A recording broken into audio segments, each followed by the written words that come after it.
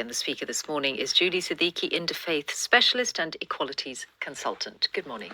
Good morning, Michelle. Last week, I went to the launch of a new book, Our Fatima of Liverpool. Fatima Elizabeth Cates was one of the founders of the earliest mosque to be established in Britain in 1887, which today is run by the Abdullah Quilliam Society. Her work and commitment at the time was pivotal to ensuring it was at the heart of the community, feeding poor people, housing and clothing those who needed help. One of their first events was on Christmas Day, giving dinner and presents to 230 local children from poor families. A teacher and a historian, piecing together whatever they can from the archives, have uncovered details of Fatima's life.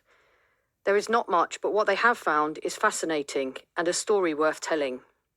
Fatima was ostracized by her family because of her interest in Islam, and along with the other Muslims of the day, she was physically and verbally abused. One harrowing account mentions how a member of the public rubbed horse manure over her face. Fatima's mother threatened to burn the Quran due to prejudice to her daughter's newfound faith. I couldn't help but think about incidents of Quran burning in parts of the world today. Another difficult part of her story was how Fatima was abused by her husband. She bravely filed for divorce and challenged the divorce laws of the time, and that is one of the few documents we do have as our reference back to her life. Stories can often be forgotten over time, and that applies more to women.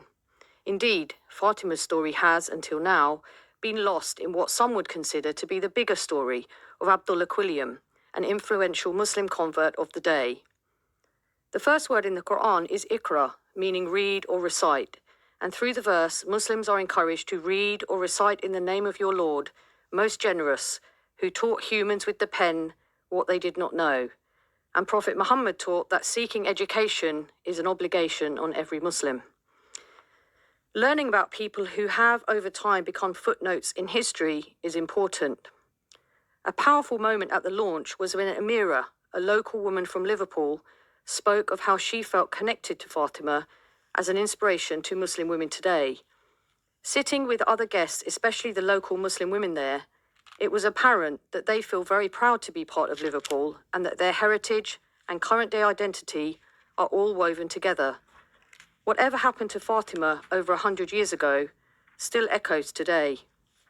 I'm grateful to the people who have unearthed this otherwise unknown story of a remarkable young woman who fought discrimination, prejudice and abuse, and at the heart of it held on to her faith and belief in God that can now be an inspiration for generations to come.